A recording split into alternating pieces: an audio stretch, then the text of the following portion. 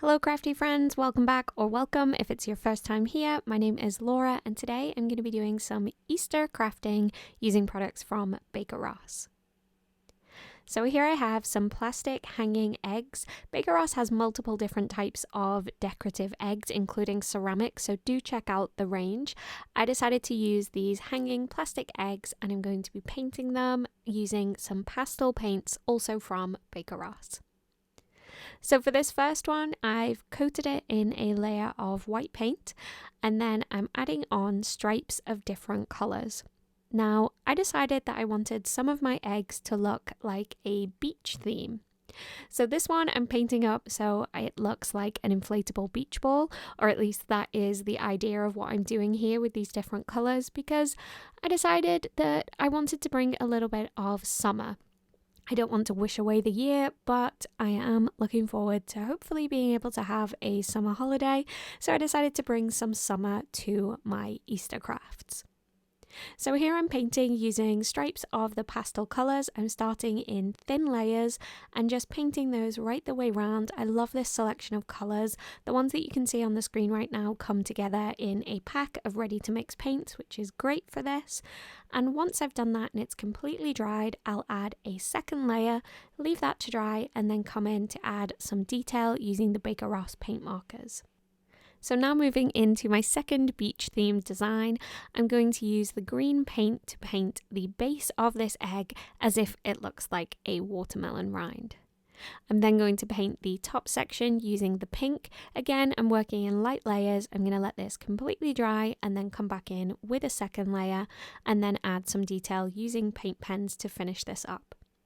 I think a watermelon looks really fun and definitely fits with that beachy vibe. I'm going to show a couple different examples of how I painted these eggs. So if you're not feeling the beach theme, if you're not ready to embrace or encourage summer just yet, then I will have some other examples that you could use to decorate.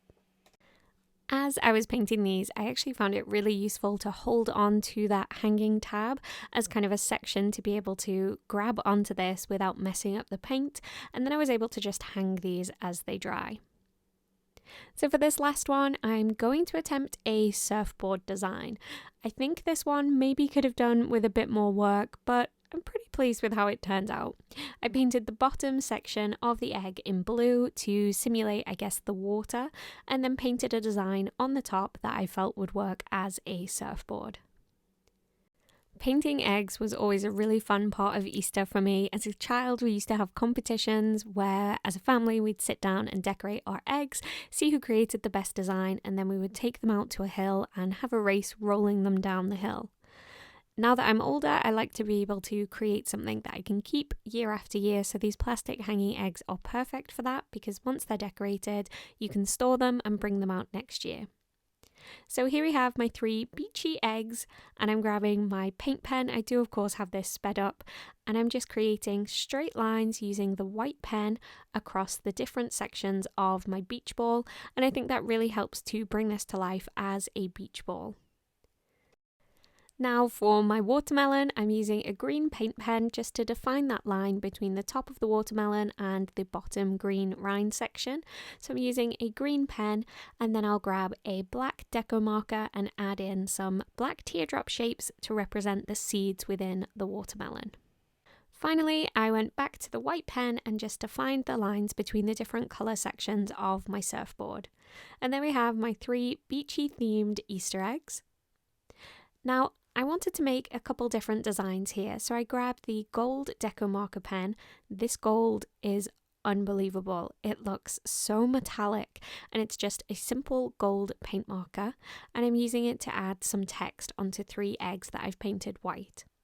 So I'm adding the word joy as well as the word hop and also Easter, and I think this is a great way to make more of a grown-up decorative item. It looks a little bit more interior design than arts and crafts that you may have done with your kids. Not that there's anything wrong with those. I don't have kids and I do those types of crafts all the time. So once I was happy with my text eggs, I wanted something to complement them, and I decided to use this green moss.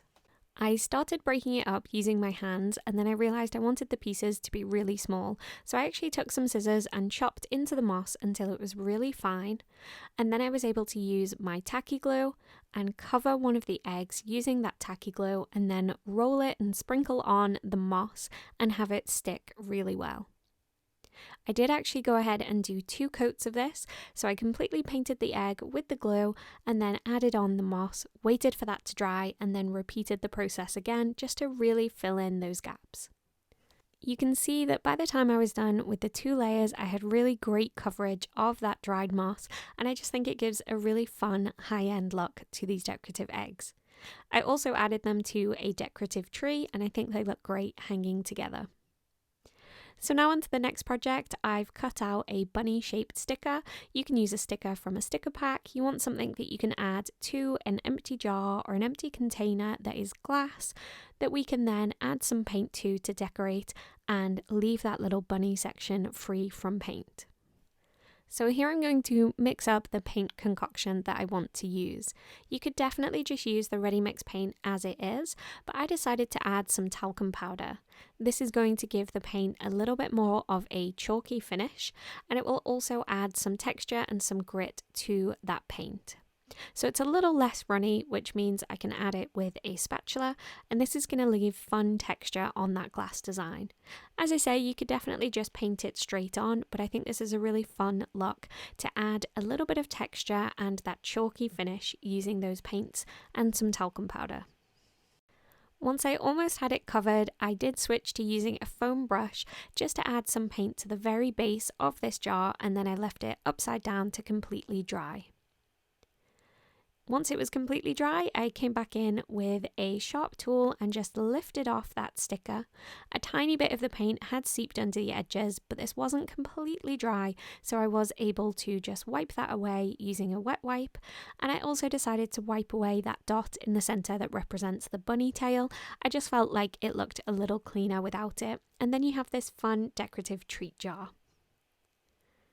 So next up, we're going to make a canvas using these pastel paint sticks. They twist up kind of like a lipstick or a chapstick would, and they have a creamy paint formula inside of them. These are so much fun to work with. I'm using the Baker Ross canvases. These come in a 2-pack. And then I'm just smoothing on the paint stick directly over the top of some stickers that read "Too Hip to Hop," and again, another bunny. I did use my ruler just to make sure I had roughly 2 inches of each colour, so they would be nicely spaced right across this canvas. So I completely covered the canvas in these stripes of colour. It's so creamy to work with these paint sticks. They're really fun to use. And I decided to use a wet wipe to blend these slightly. So I'm just going to run my finger over the top of each of the colours using a wet wipe just to help make sure that all of that texture of the canvas is covered with the paint. Once that was done, it's time to peel away the stickers and leave behind the white design. So I started off with the bunny in the center, and then I picked away each of the letters. I did go back in using a white paint pen just to clean up any of the areas where the paint may have seeped underneath that sticker. So just around the edges of the bunny and where I'd nudged the letter I in the word hip, some of the paint had got underneath there, but I fixed this up using a paint pen. And this is what the canvas looks like. I think this is my favorite project. So now we're going to finish up with a card. Here I'm taking some A4 card that I've already cut in half, and now I'm folding it in half to make my card shapes. I'm going to be using some blue for a sky, green for grass, and yellow for an Easter chick.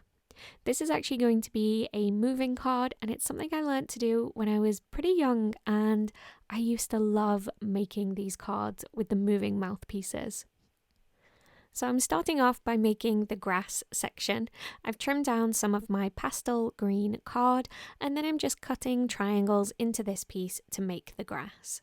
Then using a glue stick, I'll go ahead and add the grass to the sky section just to create the background for the inside of this card. Now to make the chick's body, I'm going to cut an oval shape, again just along that fold, and this means everything will sit nicely on the inside of the card. Now we need to create a mouth for the chick, and this is really easy. We just want to cut a small section into that fold. And then we'll take each of the sides and fold them up, so you'll have these little triangle pieces either side of the cut mark that you made. I find it easiest to fold these first in one direction and then flip everything over and fold them again, and this will create the beak shape for your chick. So it should look like this, and then when you open up the chick, you can pop the beak through so it jumps out of the chick's face. So here you can see I've used a marker just to add some orange colour to that beak, and it moves and looks like the chick is speaking as you move the card backwards and forwards. I'm colouring in a dark section behind where that beak will be because I don't want the sky to show through the back of the chick's mouth. I want that to just be dark, so I'm colouring in a large dark section that will sit behind that beak, and then we're ready to add some detail to this chick. I cut out some wings just using a very basic 3-arch shape, and I'm going to go ahead and stick those behind the chick's body. And then we'll be able to glue this down and using a marker pen add some legs and some eyes to this chick. So for the front of the card, I've taken more of that pastel paper from Baker Ross, and I've cut out an egg shape that is exactly the same size from each of these, and then I'm using some wavy scissors to trim up the edges. You could do this by hand, but if you have these wavy scissors, then I think it looks really great. And then you can just mix and match the colour pieces to make a decorative egg. So I'm laying everything down on my desk, and once I'm happy with the order of the colours and how this looks, I'll take a piece of tape and secure this together, add some glue onto the back and stick it down to the front of my card. So the last thing that I wanted to do here was add a little bit more detail to the front of this pop-up moving card, and I'm taking these small alphabet stickers. These are foam stickers, again from Baker Ross. They come in a multi-pack of all different colours, and I'm using the yellow to spell out the word Easter. I did decide to cut out just one more strip of coloured paper just to break up that block of yellow on the Easter egg, but apart from that, this card is finished. I love how the little beak of the chick moves as you open and close the card. I think this is a really fun one to make. So there we have my Easter projects. I think the canvas is probably my favourite, maybe followed by those mossy green eggs, but do let me know what you think, and if you recreate any of these, I'd love to see them. You can go ahead and tag Baker Ross and also myself at Crafty Not Shifty. Thanks so much for joining me today. I hope to see you back here again soon. Bye for now.